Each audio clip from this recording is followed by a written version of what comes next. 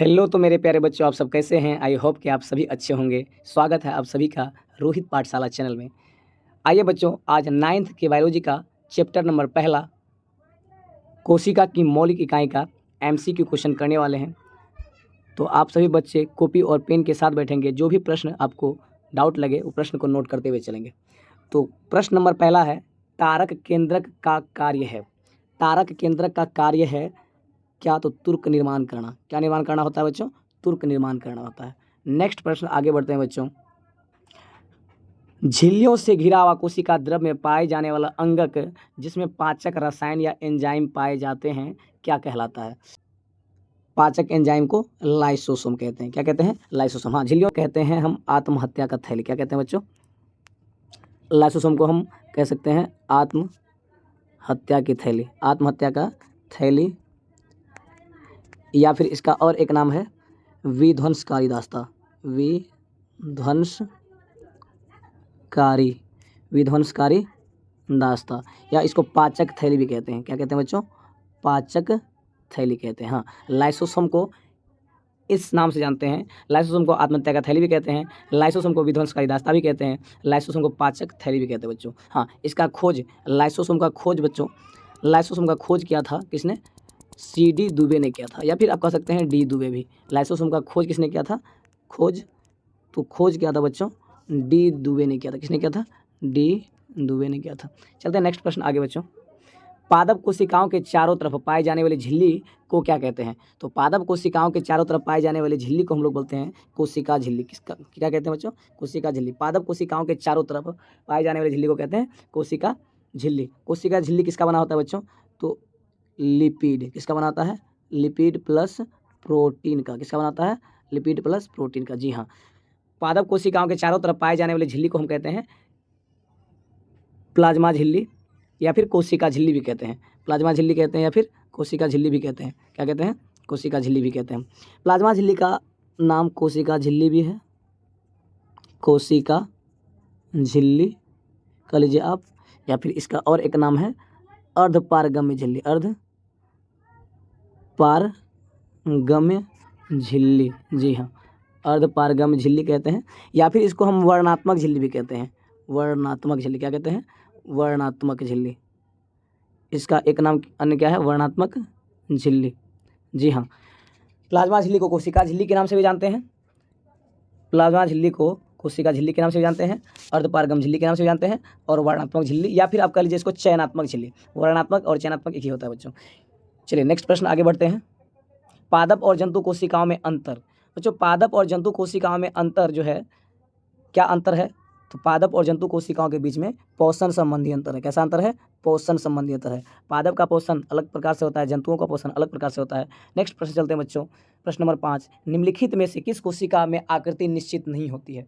तो आकृति किसका निश्चित नहीं होता है बच्चों? तो अमीबा का आकृति भी निश्चित नहीं होता है, तंत्रिका कोशिका भी आकृति निश्चित नहीं होता है, श्वेत रक्त कोशिका का भी आकृति निश्चित नहीं होता है। किसी का भी इसमें आकृति निश्चित नहीं होता है। अमीबा अपना आकार हमेशा क्या करता है? बदलते रहता है। श्वेत रक्तकण का भी कोई आकृति निश्चित नहीं होता है, और तंत्रिका का कोई आकृति निश्चित नहीं होता है। सबका आकार अनिश्चित होता है बच्चों। जी हाँ जी। अमीबा अपना भोजन कैसे ग्रहण करता है बच्चों? तो अमीबा अपना भोजन जो ग्रहण करता है कूटपाद के द्वारा ग्रहण करता है। किसके द्वारा ग्रहण करता है? अमीबा अपना भोजन को ग्रहण करता है किसके द्वारा? कूटपाद के द्वारा। जी हाँ जी, कूटपाद के द्वारा। अमीबा का आकार अनिश्चित होता है, इन तीनों का आकार अनिश्चित होता है। ये तीनों का आकार क्या होता है? अनिश्चित होता है, अनिश्चित होता है। चलिए नेक्स्ट प्रश्न चलते हैं बच्चों। प्रश्न नंबर 6 चलते हैं। सबसे लंबी कोशिकाएं कौन है? तो इनमें से सबसे लंबी कोशिकाएं कौन है जानते हैं तो कमेंट में उससे जवाब। जैसे कि आप देख रहे हैं, सबसे लंबी कोशिका क्या है? तंत्रिका तंत्र कोशिका। तंत्रिका तंत्र कोशिका सबसे लंबा कोशिका होता है बच्चों। मानव शरीर का सबसे लंबा कोशिका क्या होता है? तंत्रिका तंत्र। ये हमारे पूरे शरीर में जाल की तरह बिछा हुआ है, जाल की तरह बिछा हुआ है। जी हाँ जी, हमारे शरीर में पूरे जाल की तरह बिछा हुआ है बच्चों तंत्रिका तंत्र। तंत्रिका तंत्र का आकार कुछ ऐसे होता है बच्चों, ऐसा होता है। हाँ, इसको जो तंत्रिका तंत्र निकला था इसे हम डेंड्राइट्स कहते हैं, डेंड्राइट्स कहते हैं। हाँ, इस प्रकार से तंत्रिका तंत्र का आकार होता है बच्चों। इसमें बीच में केंद्रक पाया जाता है। तंत्रिका तंत्र मानव शरीर का सबसे बड़ी कोशिका है। नेक्स्ट इसी का और भी कुछ फैक्ट है। तंत्रिका तंत्र मानव शरीर का सबसे बड़ी कोशिका है, और मानव शरीर का सबसे लंबी, तुम कहते हैं सबसे लंबी कोशिका कौन है? तंत्रिका तंत्र कोशिका है। कौन कोशिका है बच्चों? मानव शरीर की सबसे लंबी कोशिका तंत्रिका तंत्र। अगर मानव का सबसे बड़ा अंग बोलेगा तो क्या हो जाएगा बच्चों, बड़ा अंग। अगर मानव शरीर का सबसे बड़ा अंग आपसे पूछ ले, बड़ा अंग, तो आंसर में क्या हो जाएगा, त्वचा। क्या हो जाएगा बच्चों, त्वचा। मानव शरीर का सबसे बड़ा ग्रंथि पूछ ले, मानव शरीर का सबसे बड़ा ग्रंथि बच्चों, ग्रंथि, तो ग्रंथि हो जाएगा आपका यकृत। क्या हो जाएगा बच्चों, यकृत, जिसको इंग्लिश में कहते हैं लीवर। क्या कहते हैं, लीवर कहते हैं। जी हाँ जी, यकृत यानी लीवर मानव शरीर का सबसे बड़ी ग्रंथि है। और मानव शरीर का सबसे लंबी कोशिका, तो लंबी कोशिका क्या होता है, तंत्रिका, जो हमने अभी पढ़ा। तंत्रिका कोशिका क्या होता है बच्चों, तंत्रिका, तंत्रिका कोशिका। मानव शरीर की सबसे लंबी कोशिका क्या होता है, तंत्रिका, तंत्रिका, क्षमा चाहेंगे थोड़ा सा, तंत्रिका कोशिका होता है बच्चों। जी हाँ, तंत्रिका कोशिका होता है, तंत्रिका कोशिका। नेक्स्ट प्रश्न बढ़ेंगे आगे बच्चों। निम्नलिखित में से कौन शेष 3 से मेल नहीं खाता है, यानी इनमें 4 ऑप्शन में से एक जो सबसे अलग है बच्चों, वो कौन है, तो प्लास्टिड है। क्या बच्चों, प्लास्टिड, जो तीनों से अलग है। ER कोशिका झिल्ली में पाया जाता है, गोल्जी का कोशिका झिल्ली में, लाइसोसोम कोशिका झिल्ली के अंदर, लेकिन ये प्लास्टिड सबसे अन्य से क्या है बच्चों, भिन्न है। नेक्स्ट प्रश्न चलते हैं। प्रोकैरियोटिक में नहीं होता है, तो प्रोकैरियोटिक में क्या नहीं होता है बच्चों, तो प्रोकैरियोटिक में कुछ भी नहीं होता है। ना ही राइबोसोम पाया जाता है, ना ही कोशिका केंद्रक पाया जाता है, और ना ही केंद्रिका पाया जाता है। कोशिका झिल्ली में नहीं पाए जाते हैं। अब इनमें से कौन है जो कोशिका झिल्ली में नहीं पाया जाता बच्चों, तो आप देख रहे हैं आंसर डी, क्रिस्टी कोशिका झिल्ली में नहीं पाया जाता है।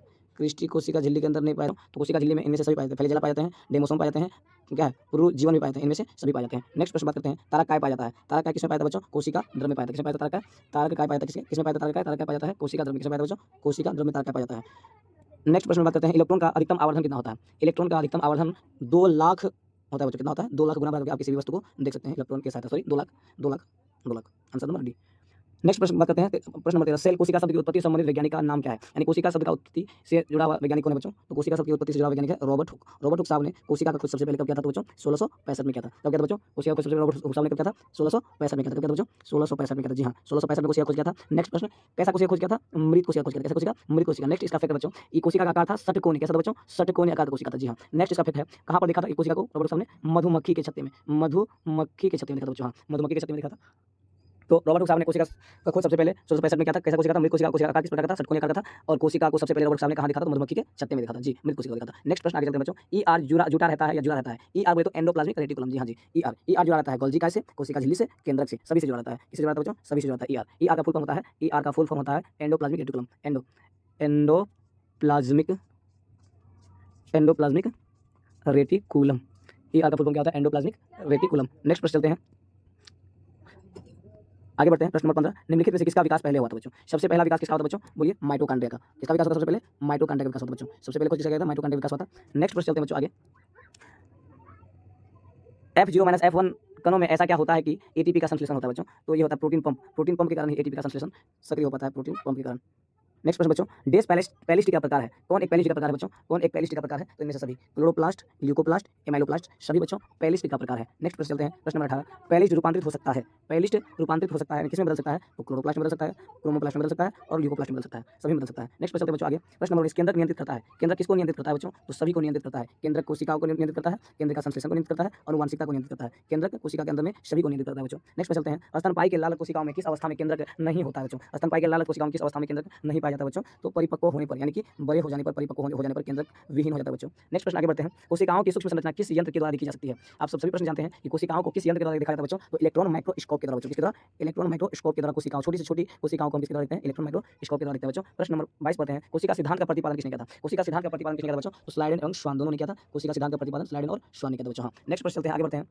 प्रत्येक सजीव कोशिकाओं में निम्नलिखित में से कौन निश्चित रूप पाया जाता है, बोला है प्रत्येक सजीव कोशिकाओं में निम्नलिखित में से कौन निश्चित रूप से पाया जाता है, तो प्रत्येक सजीव कोशिकाओं में निश्चित रूप से कौन पाया जाता है बच्चों, तो राइबोसोम पाया जाता है। राइबोसोम को प्रोटीन का फैक्ट्री भी कहते हैं बच्चों। क्या कहते हैं, प्रोटीन का फैक्ट्री, प्रोटीन का फैक्ट्री। बहुत अच्छा क्वेश्चन बच्चों, फैक्ट्री, प्रोटीन का फैक्ट्री किसे कहा जाता है बच्चों, राइबोसोम को कहते हैं बच्चों। हाँ, राइबोसोम को। नेक्स्ट प्रश्न बढ़ते हैं आगे, अंतःप्राद्रव्य जालिका निम्नलिखित में से किस क्रिया से संबंधित है, तो अंतःप्राद्रव्य जालिका जो है बच्चों सभी से संबंधित है। प्रोटीन निर्माण, धीन रूपांतरण में, वसा का निर्माण में, या फिर अंतःकोशिकीय परिवहन में अंतःप्राद्रव्य जालिका सभी में बच्चों अपना कार्य करता है। नेक्स्ट प्रश्न, इनमें से किस सजीव कोशिकाओं में केंद्रक नहीं पाया जाता है, तो इनमें से कौन सजीव कोशिकाओं में केंद्रक नहीं पाया जाता बच्चों, तो इनमें से सजीव कोशिका कौन है, तो चालनी कोशिकाएं। चालनी कोशिकाओं में केंद्रक नहीं पाया जाता है। जालन प्रेरकामा में, सखी कोशिकाएं में, जलम वहनिकाएं में, इस सभी में केंद्रक पाया जाता है बच्चों, और आपका चालनी कोशिका में केंद्रक नहीं पाया जाता है। प्रश्न नंबर 26 पढ़ते हैं, समुद्र का जल समुद्री जंतुओं की तुलना में होता है, क्या होता है, समुद्र का जल समुद्री जंतुओं की तुलना में हाइपोटोनिक होता है बच्चों। क्या होता है, हाइपोटोनिक होता है, हाइपोटोनिक होता है बच्चों। समुद्र का जल समुद्री जंतुओं की तुलना में क्या होता है, हाइपोटोनिक होता है बच्चों, हाइपोटोनिक।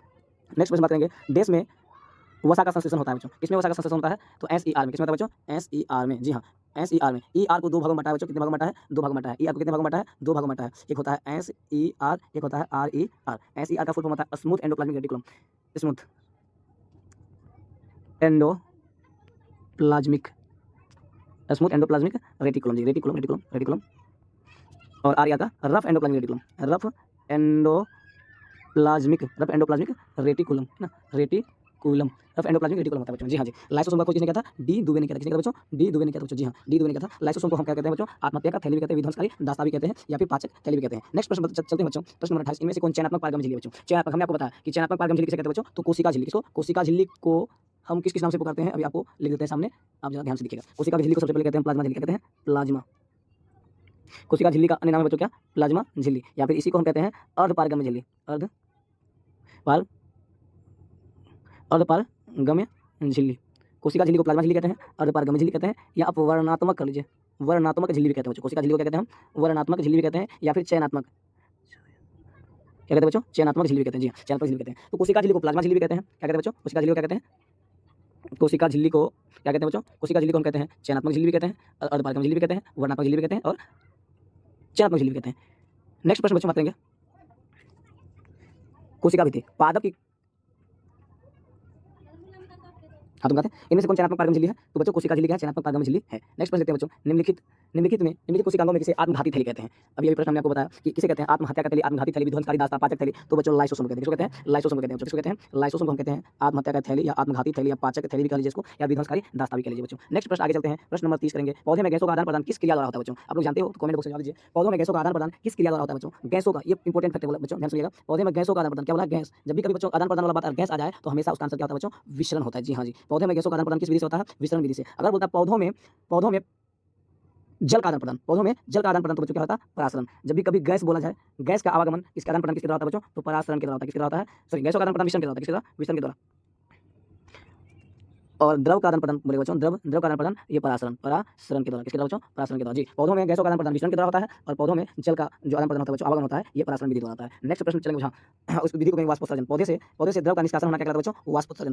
पौधों से जल का जो है बच्चों बाहर निकलना क्या कहलाता है? वाष्पोत्सर्जन कहलाता है। नेक्स्ट प्रश्न चलते हैं, जब किसी जीवित कोशिकाओं को अति प्रसारी विलयन में डाला जाए तो क्या होगा बच्चों? अति प्रसारी विलयन में जब किसी कोशिका को डाला जाए तो वो क्या हो जाएगा बच्चों? संकुचित हो जाएगी, माने सिकुड़ जाएगी बच्चों। क्या हो जाएगी? सिकुड़ जाएगी, यानी संकुचित हो जाएगी। जी, जैसे कि संकुचित होता है, सिकुड़ जाता है। नेक्स्ट प्रश्न आगे चलते हैं, पौधे के मूल द्वारा जल का अवशोषण किस क्रिया द्वारा होता है बच्चों? अभी हमने आपको बताया पौधों में जल का आवागमन, जल का अवशोषण बच्चों जो ये होता है परासरण के द्वारा होता है। किसके द्वारा होता है बच्चों? परासरण, जिसको हम एंडोसाइटोसिस कहते हैं। परासरण को क्या कहते हैं? एंडोसाइटोसिस। परासरण एंडोसाइटोसिस के द्वारा जो है पौधे में जल का अवशोषण होता है बच्चों। जी हाँ, नेक्स्ट प्रश्न चलते हैं, निम्नलिखित में कौन सा गुण प्लाज्मा झिल्ली में पाया जाता है बच्चों? प्लाज्मा झिल्ली का गुण क्या है? प्लाज्मा झिल्ली का गुण है अपारगम्यता, या चयनात्मक, या अर्धपारगम्यता, या अतिपारगम्यता, या कभी पूर्ण पारगम्यता, कभी तो कभी अपारगम्यता। बच्चों तो कोशिका झिल्ली को हम अर्धपारगम्य झिल्ली कहते हैं, इसलिए इसे चयनित झिल्ली भी कहेंगे, या फिर अर्धपारगम्यता भी कहेंगे, क्योंकि कोशिका झिल्ली जो बनाता है बच्चों, कोशिका झिल्ली जो बनाता है, ये झिल्ली से होकर कुछ ही पदार्थ का आवागमन हो सकता है, कुछ ही पदार्थ को अंदर जाने का इजाजत दे सकता है बच्चों, है ना, कुछ ही पदार्थ को अंदर जाने की इजाजत मिलता है, और कुछ पदार्थ को यहाँ पर रोक लिया जाता है। इसलिए इसको हम क्या कहते हैं बच्चों? अर्धपारगम्य झिल्ली।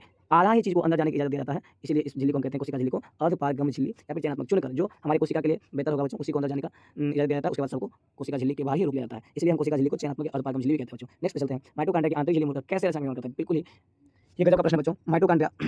माइटोकॉन्ड्रिया की आंतरिक झिल्ली मूलतंत्र कैसे रचना का निर्माण करती है? तो माइटोकॉन्ड्रिया की आंतरिक झिल्ली मूलतंत्र बच्चों कैसे रचना निर्माण करती है? तो ये रचना बनाती है बच्चों क्रिस्टी जैसे। इसकी जैसे क्रिस्टी रचना निर्माण करती है बच्चों, क्रिस्टी। माइटोकॉन्ड्रिया के अंदर आंतरिक झिल्ली मूलतंत्र एक उंगली में रचना बनाती है, उस उंगली रचना को क्या कहते हैं? क्रिस्टी कहते हैं। जी हां, क्रिस्टी कहते हैं। नेक्स्ट प्रश्न आगे बढ़ते हैं बच्चों। प्रश्न नंबर 35, इनमें से कौन आत्महत्या का थैली खाता है? बच्चों बार-बार ये प्रश्न पूछा जाएगा, क्वेश्चन बहुत ही अच्छा है बच्चों। इसे कहते हैं लाइसोसोम बच्चों। आत्महत्या का थैली किसे कहते हैं? लाइसोसोम कहते हैं। नेक्स्ट प्रश्न बढ़ते हैं बच्चों आगे, इनमें से किसमें डीएनए पाया जाता है बच्चों? हां, किसमें डीएनए पाया जाता है? तो डीएनए पाया जाता है बच्चों केंद्रक या गुणसूत्र में। केंद्रक या गुणसूत्र में क्या पाया जाता है बच्चों? डीएनए पाया जाता है। क्या पाया जाता है? डीएनए पाया जाता है बच्चों। जी, थोड़ा सा चर्चा करते हैं क्लोरोप्लास्ट बच्चों। क्लोरोप्लास्ट, पौधे के पत्तियों में क्लोरोप्लास्ट पाया जाता है। हाँ, और क्लोरोप्लास्ट के अंदर क्या पाया जाता है बच्चों? क्लोरोफिल पाया जाता है। क्या पाया जाता है? क्लोरोफिल पाया जाता है। और ये क्लोरोफिल जो है पौधे के पत्ते, ये क्लोरोफिल जो बच्चों पौधे के पत्ते को जी हाँ, पौधे के पत्ते को बच्चों हरा बनाने में क्या करता है? मदद करता है। पौधे के पत्ते को क्या बनाने में बच्चों? हरा बनाने में। पौधे के पत्ते को हरा बनाने में कौन मदद करता है बच्चों? क्लोरोफिल नामक वर्णक जो पत्तियों में पाया जाता है, और ये जो है पौधे के पत्ते क्या बनाता है बच्चों? हरा कर देता है। जी, तो क्लोरोप्लास्ट के अंदर ही क्लोरोफिल, और इसी को इंग्लिश में कहते हैं बच्चों, हम क्या कहते हैं? हरित लवक। क्या कहते हैं बच्चों? हरित लवक कहते हैं। क्या कहते हैं? हरित लवक कहते हैं। और क्लोरोफिल को हम हिंदी में कहते हैं पर्णहरित। क्या कहते हैं बच्चों? पर्णहरित कहते हैं। हरित लवक के अंदर, किसके अंदर? हरित लवक के अंदर क्या पाया जाता है? पर्णहरित पाया जाता है। क्या पाया जाता है बच्चों? पर्णहरित। हरित लवक के अंदर, हाँ जी, हरित लवक के अंदर में क्या पाया जाता है बच्चों? पर्णहरित पाया जाता है। हरित लवक के अंदर में क्या पाया जाता है बच्चों? पर्णहरित पाया जाता है, जो पौधे के पत्ते के क्या करता है बच्चों? हरा करता है। पौधे के पत्ता का क्या करता है बच्चों? हरा करता है। इनमें से किसमें गुणसूत्र का निर्माण होता है बच्चों? गुणसूत्र का निर्माण किसमें होता है? तो गुणसूत्र का निर्माण होता है बच्चों डीएनए एवं प्रोटीन। गुणसूत्र का निर्माण किसमें होता है बच्चों? डीएनए एवं प्रोटीन में होता है बच्चों। नेक्स्ट प्रश्न आगे बढ़ते हैं। किसकी उत्पत्ति सबसे बाद में हुई थी बच्चों? किसकी उत्पत्ति सबसे बाद में हुई थी? तो किसकी उत्पत्ति, केंद्रक झिल्ली की उत्पत्ति सबसे बाद में हुई थी। किसकी उत्पत्ति सबसे बाद में हुई थी? केंद्रक झिल्ली की उत्पत्ति सबसे बाद में हुई थी। प्रश्न नंबर चलते हैं बच्चों 39। किसकी उत्पत्ति सबसे पहले हुई थी बच्चों? तो किसकी उत्पत्ति सबसे पहले हुई थी बताइए आप सभी? तो वायरस यानी विषाणु, विषाणु का उत्पत्ति सबसे पहले हुआ था। जी हाँ। नेक्स्ट प्रश्न बच्चों, मनुष्य के गैमेट्स यानी शुक्राणु या अंडे कह सकते हैं। मनुष्य में गैमेट्स या शुक्राणु या अंडे में कितने गुणसूत्र पाए जाते हैं बच्चों? तो ये पाए जाते हैं आपका 23 जोड़ी। कितने जोड़ी पाए जाते हैं बच्चों? 23 जोड़ी पाए जाते हैं। कितने जोड़ी? 23 जोड़ी। जी हाँ जी। पुरुष में गुणसूत्र और स्त्री में जो गुणसूत्र पाया था बच्चों, हाँ, इसमें भी 23 जोड़ी गुणसूत्र पाया जाता है और इसमें भी 23 जोड़ी गुणसूत्र पाया जाता है जी बच्चों। इसका गुणसूत्र होता है बच्चों एक्स, 22 जोड़ी एक्स एक्स क्या होता है बच्चों? 22 जोड़ी होता है बच्चों, 22 जोड़ी एक्स एक्स पाया जाता है और एक जोड़ी पाया जाता है बच्चों एक्स और वाई। ये आपका हो गया पुरुष का। किसका हो गया? पुरुष का। ये हो गया आपका पुरुष का, जी पुरुष का हो गया ये। और स्त्री का बच्चों 23 जोड़ी केवल और केवल एक्स और एक्स ही पाया जाता है बच्चों। 41 चलता है बच्चों, प्रोकैरियोटिक कोशिकाओं में कौन सा कोशिकांग पाया जाता है बच्चों? प्रोकैरियोटिक कोशिकाओं में कौन सा कोशिकांग पाया जाता है? तो ये राइबोसोम पाया जाता है बच्चों। क्या पाया जाता है? राइबोसोम पाया जाता है। प्रोकैरियोटिक कोशिकाओं में कौन सा कोशिकांग पाया जाता है? राइबोसोम पाया जाता है। नेक्स्ट प्रश्न आगे चलते हैं बच्चों, इनमें से किसे ऊर्जा निर्माण का केंद्र कहा जाता है बच्चों? जी हाँ, बहुत ही अच्छा प्रश्न है। ऊर्जा निर्माण का केंद्र किसे कहते हैं बच्चों? कहते हैं माइटोकॉन्ड्रिया को। माइटोकॉन्ड्रिया को बच्चों ऊर्जा निर्माण का केंद्र कहते हैं, या आप ऊर्जा गृह कह लीजिए, ऊर्जा का घर कह लीजिए, ऊर्जा का घर कह लीजिए, या पावर हाउस, कोशिका का पावर हाउस, कोशिका का पावर हाउस, पावर हाउस क्या बच्चों?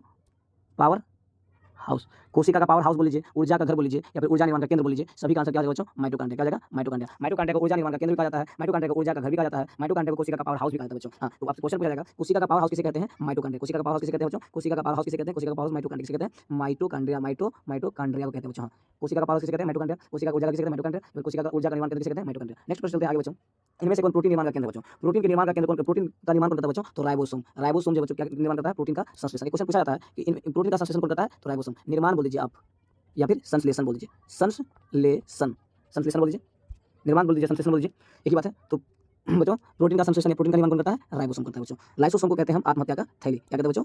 आत्महत्या का थैली कहते हैं, आत्महत्या का थैली कहते हैं। राइबोसोम को प्रोटीन का संश्लेषण करता है, प्रोटीन बनाता है बच्चों, प्रोटीन का संश्लेषण करता है। और क्लोरोप्लास्ट पत्तियों, पौधे के पत्तियों, जितने भी हरे पेड़ पौधे हैं, जितने भी हरे पेड़ पौधे हैं बच्चों, सभी में जो है ना क्लोरोप्लास्ट पाया जाता है बच्चों। क्लोरोप्लास्ट के अंदर क्लोरोफिल रहता है, क्लोरोफिल, और ये पौधे के पत्तियों को हरा करने में मदद करता है बच्चों। नेक्स्ट प्रश्न चलते हैं बच्चों, माइटोकॉन्ड्रिया को बायोब्लास्ट के रूप में किसने चर्चा किया था बच्चों? बोला माइटोकॉन्ड्रिया को बायोब्लास्ट के रूप में किसने चर्चा किया था बच्चों? माइटोकॉन्ड्रिया को बायोब्लास्ट में किसने चर्चा की थी? तो ये चर्चा किया था बेंडा ने किया था। किसने किया था बच्चों? बेंडा ने किया था। नेक्स्ट प्रश्न आगे चलते हैं बच्चों, किसने बताया था कि पीढ़ी दर पीढ़ी गुणों को ढोने का कार्य जीन द्वारा होता है बच्चों? किसने बताया था कि पीढ़ी दर पीढ़ी गुणों को ढोने का कार्य जीन करता है, यानी गुणसूत्र करता है बच्चों? तो ये किसके द्वारा बताया गया था बच्चों? जोहानसन के द्वारा। हाँ, जोहानसन के द्वारा बताया गया था कि पीढ़ी दर पीढ़ी गुणों को ढोने का कार्य जीन करता है बच्चों। हाँ, नेक्स्ट प्रश्न बच्चों, शब्द एक प्रश्न बच्चों, जीन शब्द का प्रतिपादन, जीन शब्द का प्रतिपादन किसने किया बच्चों? तो जोहानसन ने किया। किसने कहा है? जोहानसन। जीन शब्द का प्रतिपादन किसने किया था बच्चों? जोहानसन ने। नेक्स्ट पर चलते हैं, बहुकोशिकीय नहीं, इनमें से कौन ऐसा जीव है बच्चों जो बहुकोशिकीय नहीं है? तो अमीबा भी एक कोशिकीय है, मलेरिया परजीवी भी एक कोशिकीय है, काला ज्वर परजीवी भी एक कोशिकीय है। इनमें से सभी एक कोशिकीय बच्चों। एक कोशिकीय जीव के अंतर्गत और भी बहुत सारे जीव आते हैं,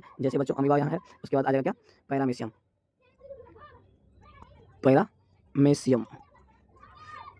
यूग्लिना, क्लेमेडोमोनास, जीवाणु, ये सभी क्या बच्चों? एक कोशिकीय जीव है। ये सभी एक कोशिकीय जीव है।